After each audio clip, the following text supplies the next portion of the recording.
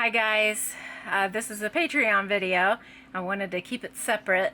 So I did my video on my weight loss for my weight loss channel. I lost about 1 pound each day for the first 2 weeks, and that's when I was eating salad and pickles and just random foods. So I haven't edited that video. I don't know when I'll edit it. I also have a blog post that I want to do about the 5 major signs of like autism that people would maybe not catch right away in kids. Just specifically with my kids, some of those signs. And I cut my hair today. Just a little bit to like make it blunt and to fix a little bit of the ends. I don't know what's going on with my hair, but I am pretty sure. Alexa, stop. Here's your reminder. Alexa, stop. So I'm pretty sure that my hair is going to completely fall out with this fast because I'm not having any of the vitamins that I need to keep my hair. However, I really do believe, and I'll probably show more of the footage here than I will like out in the public on my weight loss channel of exactly what my legs look like right now with lipedema and show any improvements that I'm having during the fast. Now, I've just started the water fast. The first 2 weeks was me eating, and I'd lost 14 pounds. So this has been like day 3 maybe of no eating, and I want to show, because I do have differences, but I don't know if it's actually shown on video, if you can see it, but I feel it. I see dips, like the top of my legs are all lipedema fat, and then I have just one little line where it's normal fat and normal body, and then below that is very much lipedema fat. So you can tell like lipedema fat, and then it goes in just that little bit where I have a normal leg, and then it goes out again, and it's crazy disfiguring. I didn't realize. A long time ago, I knew that I had this, but it was like, yeah, whatever. Because everything that I have seems to be untreatable some way. Like this fat, they say you can't lose it with diet and exercise. I could be on a treadmill for 5 days straight and I would not be able to burn the lipedema fat at all off of my legs. So basically what I'm doing right now is getting rid of my fat stores that I actually have, that's actual real fat. I mean, this lipedema fat is in my arms. It makes clothing very tight. It's hard to find clothing that fits me, and that's why like my waist is much smaller than my legs. I could wear much smaller pants if my legs weren't as big. I am guessing that I have about 30 pounds of lipedema fat. It could be a little more, it could be a little less. It's a lot though. I would say I have 20 pounds on each leg to lose with regular fat as well. And it makes my numbers, when I did a body analyzer for my fat, it makes my numbers way high, like you have so much fat. But in reality, I'm probably a normal size if I didn't have the lipedema fat.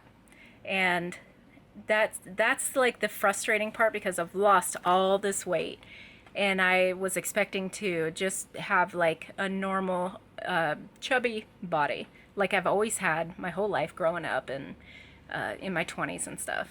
But that didn't happen, and it's very frustrating. I have it in my lower belly. You can, it's amazing because my upper belly is like normal. My waist even is like normal, and then my lower belly is just like, it's not being affected at all by any of the weight loss. It's amazing because that's one of the first places you should see weight loss, but I haven't. Now, my mom has already had biopsies done, and they told her, oh, you just have kernel fat, like popcorn kernels. That's what they told her. They said it's not a lump, it's a kernel fat. So I don't know if she has this as well, but I'm suspecting that I got this because my grandmother on my father's side, his mother, she most likely had EDS. She died at 40 of a heart attack, and she had the same exact legs that, like the exact body that I have. So it's interesting because my mom also shows signs of EDS, and she has this type of kernel fat that's really hard. She has it in her legs as well, but she's a thin person. And her mother, my grandmother, she had bird legs, like skinny legs, but my mom's always had really big hips. So who knows? I do know that my legs have always been very large, even when I was like 11, 12 years old, and I've always had small ankles. Like, you can't make fun of my ankles having cankles because my ankles are not big. My ankles are normal size. It's just what comes out after that is, it's pretty big. I have like triangle calves. And right now I'm stage 3 with the lipedema. So when I stand up, my knees kind of disappear because I have that fat that is on top of them. And I read that every pound of lipedema fat is like 4 pounds on your knees. And that's why my knees are going bad. But I also have EDS, so it like compounds the badness for my knees. And, you know, I'm really trying to work through that so I can do more and have energy. Right now I'm sleeping a lot. I'm not having a normal sleep cycle. I need to take my melatonin much earlier during the night than I have been, and my sleep is like really irregular. We're trying to fix that right now. We're fixing up our bedroom.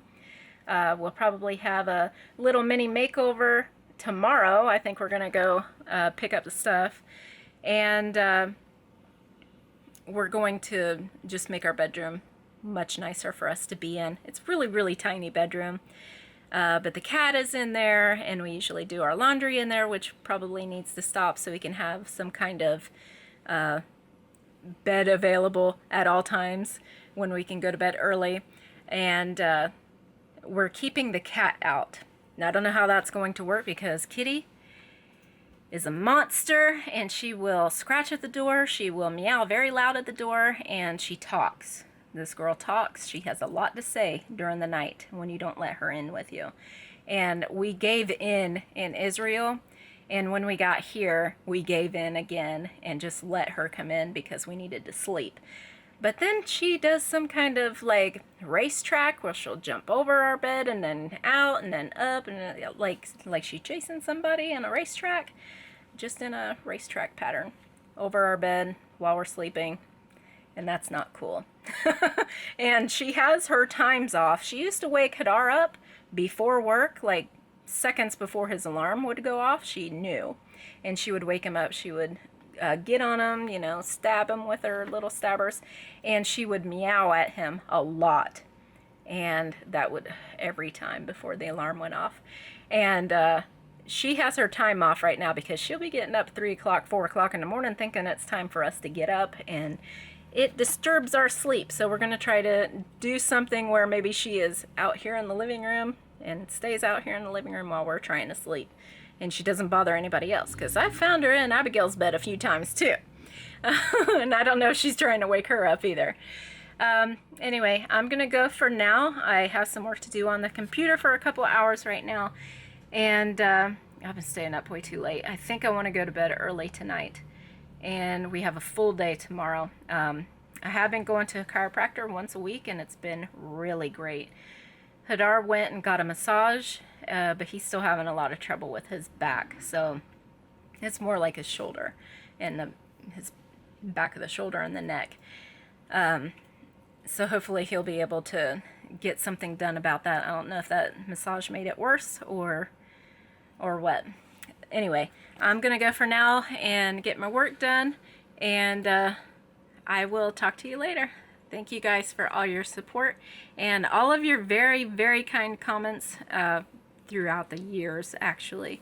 And this is kind of like a breaking point for me, and I know some people are trying to like warn me of the dangers, and I appreciate that, but I'm just going to listen to my body, and if I need to stop, I'll stop. I'm not that hard-headed where I'm going to put myself in danger, because I got a lot going on that I need to be healthy for, and that's basically why I'm doing this. So thank you guys, and I'll talk to you later. Bye.